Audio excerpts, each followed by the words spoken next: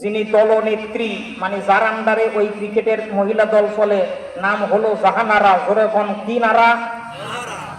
কি আপনার কত কি নারা? আবার পরে কি নারা? এই জাহানারাকে টিম ম্যানেজার যিনি, ওনার নাম হলো মঞ্জুরুল হক। ওনাকে ভালোবাসার প্রস্তাব দিছে, দেহদানের প্রস্তাব দিছে। খালি বলতেছে তুমি ক্রিকেট খেলি হবি, আমার দিকে দেখা লাগলা। তাহলে কোন এই মেয়েদেরকে সাইজ করার দরকার আছে না নাই? ওরকম তো আছে না নাই?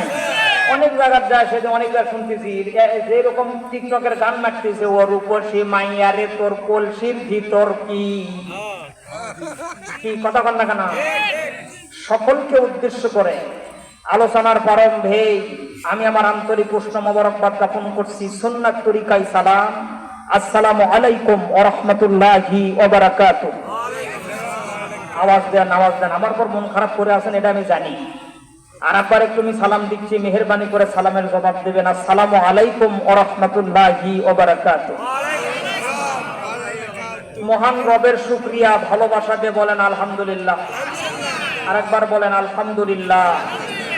দরুদ ও সালাম বিশ্বনবী রাহমাতাল লিল আলামিন নবীর উপরে সকলে পড়েন সাল্লাল্লাহু আলাইহি ওয়াসাল্লাম।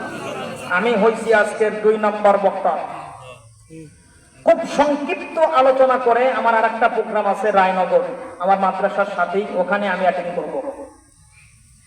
এজন্য আমার জন্য আপনারা প্রথমে দোয়া করে দেন। 2 মাহফিল যেদিন থাকে ওই দিন মাথার টেনশন এমনিতেই বেশি থাকে। আগামীকালও 2টা মাহফিল, মানে মোটামুটি টানা 55টা মাহফিল করার পরে একদিন দমলেমো, তারপরে কি হবে দেখি তো। তবে আজকের আলোচনা আপনারা পল্লাতে মাপে নেবেন। কি দিয়ে? বালতি দিয়ে নয়, কি দিয়ে? পল্লা দিয়ে মাপে নেবেন, দিলে হচ্ছে কি। জি, এজন্য কোন রকমের ভূমিকা নাই। ভূমিকা ছাড়া কোরআন এবং হাদিস থেকে আমি আলোচনা করতে চাই। এতে কি আপনাদের অনুমতি আছে ভাই? কথা বলেন তো, অনুমতি আছে ভাই? হ্যাঁ হো ঠিক বেটি কোয়া লাগবে বাতাস। এটা মনে করেন মাঠের নাম আসবে, আপনারা কথা করেন করেন না করেন, তাহলে আজকে খেলা হোক। জি, এতে আপনারা রাজি আছেন? জি, যদি মনোযোগ না থাকে তাহলে আজকের আলোচনা হবে এখানে, আর এর সমালোচনা তাফসীর হবে আগামীকাল 7 দোকানে। হুজুর কি কয় গেল না, সেদিন যে মাহফিল ওটা হচ্ছে সেই রকম মাহফিল করে গেছে। কথা কোনো করছেন না? প্রত্যেকটা গ্রামের মোড়ে মোড়ে সংসদ ভবন আছে, এর নাম হলো 7 দোকান। কি দোকান?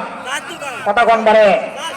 এই যেকোনো একটা 7 দোকানে যদি ছদ্মবেশ নিয়ে ডক্টর ইউনূস আসে বসতো যদি 1 ঘন্টার জন্য, এই 1 ঘন্টা বসে থাকে যদি আশপাশের যেগুলো স্পিকার আছে, মানে মনে করেন সকলিত বুদ্ধিজীবী, এই জায়গার মধ্যে বড় বক্তা পাওয়া যায়, বড় মুহাদ্দিস পাওয়া যায়, বড় মুফতি পাওয়া যায়, বড় হুজুর, সবগুলো 7 দোকানে ঠিক লাগে।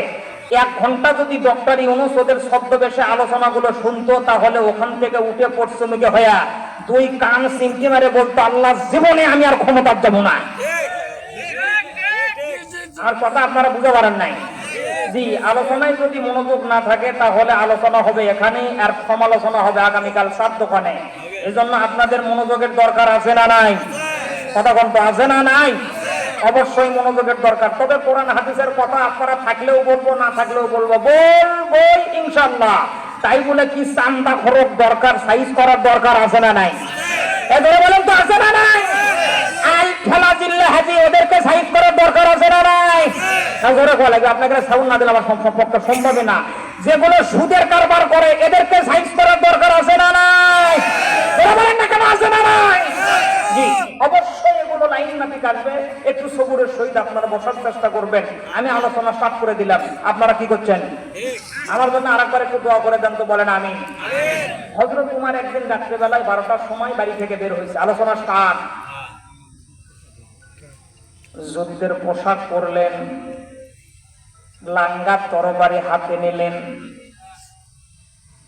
বিবিকে ডাকতে বলে, প্রাণের বিবি,